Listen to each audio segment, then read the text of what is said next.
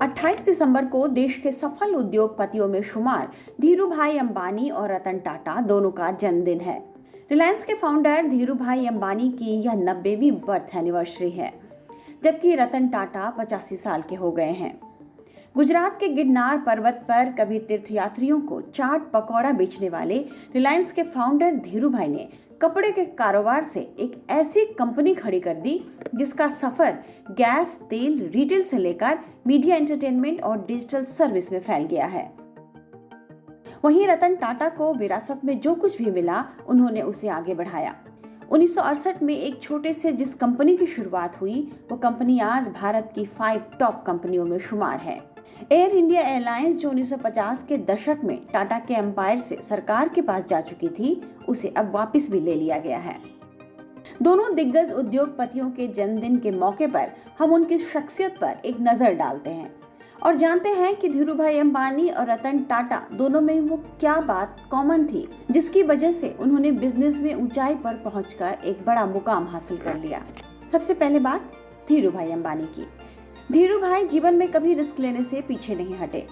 वे 1950 के दशक में 300 रुपए प्रति माह पर यमन में एक पेट्रोल पंप पर नौकरी करते थे।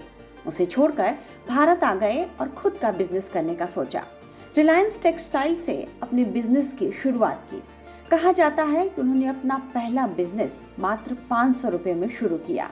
यह उनकी जिंदगी का सबसे टर्निंग पॉइंट था, जिसके बाद उन्होंने फिर कभी पीछे मुड़कर नहीं देखा। 1977 में रिलायंस इंडस्ट्रीज की स्थापना हुई और अब कंपनी की बादशाहत पेट्रोलियम से लेकर मोबाइल, रिटेल, टेक्सटाइल आदि क्षेत्र में है। धीरूभाई अंबानी ने दिन रात मेहनत करके अपनी कंपनी को खून पसीने से सींचा। वे बहुत बड़ा सोचते थे और जो ठान लेते थे उसे अंजाम देते थे। वे जब तक किसी बात से संतुष्ट नहीं हो जाते, उसे परफेक्ट बनाने पर काम करते रहते। अपनी कंपनी का नाम भी उन्होंने कई बार बदला। बिजनेस में उनकी सफलता का एक बड़ा राज ये भी था कि वे बाजार के रुख और मांग को बहुत तेजी से भांप लेते थे। इसी तरह बड़े कारोबारी ग्रुप की कमान संभालने से पहले रतन टाटा ने एक कर्मचारी की तरह 70 के दशक में टाटा स्टील के जमशेदपुर ऑफिस में काम किया। वहां उन्होंने काम सीखा, बारीकियां समझी और फिर अपनी मेहनत और काबिलियत के दम पर घरेलू कारोबार को बुलंदियों पर पहुंचाने का काम किया। धीरूभाई अंबानी की तरह उन्होंने भी अपने बिजनेस में कई रिस्क लिए। Luxury car company Jaguar land rover जैसे नए बिजनेस में निवेश किया और यूरोप की दूसरी बड़ी कंपनी कोरस का अधिग्रहण कर लिया। इस निवेश से टाटा ग्रुप को नई सफलताएं मिली। 2000 में उन्होंने टी मैन्युफैक्चरिंग कंपनी टेटली का अधिग्रहण कर लिया।